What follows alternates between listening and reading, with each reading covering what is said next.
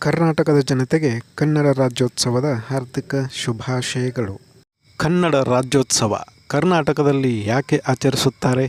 ಕನ್ನಡಿಗರೇ ತಿಳಿಯಲೇಬೇಕಾದ ಸತ್ಯಗಳು. ಕನ್ನಡ ರಾಜ್ಯೋತ್ಸವದ ಇತಿಹಾಸ.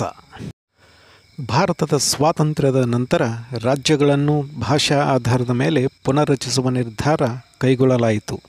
ಅಂದು ಕನ್ನಡ ಮಾತನಾಡುವ ಜನರು ಬಾಂಬೆ ಪ್ರಾಂತ್ಯ, ಮದ್ರಾಸ್ ಪ್ರಾಂತ್ಯ, ಹೈದರಾಬಾದ್ ರಾಜ್ಯ ಹಾಗೂ ಮೈಸೂರು ರಾಜ್ಯಗಳಲ್ಲಿ ವಿಭಜಿತರಾಗಿದ್ದರು.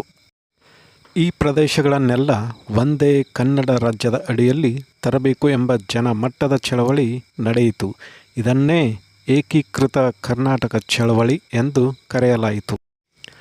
ಕರ್ನಾಟಕ ರಾಜ್ಯದ ರಚನೆ 1956ರ ನವೆಂಬರ್ 1ರಂದು ಸ್ಟೇಟ್ ರಿಆರ್ಗನೈಜೇಷನ್ ಆ್ಯಕ್ಟ್ ಜಾರಿಗೆ ಬಂದು ಎಲ್ಲ ಕನ್ನಡ ಭಾಷಿಕ ಪ್ರದೇಶಗಳನ್ನು ಸೇರಿಸಿ ಒಂದು ಹೊಸ ರಾಜ್ಯವನ್ನು ರಚಿಸಲಾಯಿತು. ಆ ರಾಜ್ಯಕ್ಕೆ ಮೊದಲಿನಲ್ಲಿ ಮೈಸೂರು ರಾಜ್ಯ ಎಂಬ ಹೆಸರು ಇತ್ತು. ನಂತರ 1973ರಲ್ಲಿ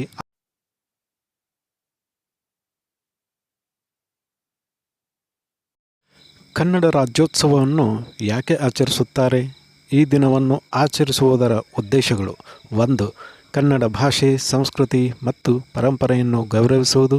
2. ರಾಜ್ಯ ಏಕೀಕರಣಕ್ಕಾಗಿ ಹೋರಾಡಿದ ನಾಯಕರಿಗೆ ನಮನ ಸಲ್ಲಿಸುವುದು. 3. ಕನ್ನಡಿಗರಲ್ಲಿ ಏಕತೆ ಮತ್ತು ಹೆಮ್ಮೆ ಬೆಳೆಸುವುದು. 4. ರಾಜ್ಯದ ಅಭಿವೃದ್ಧಿಗೆ ನೀಡಿದ ಕೊಡುಗೆಯನ್ನು ಸ್ಮರಿಸುವುದು.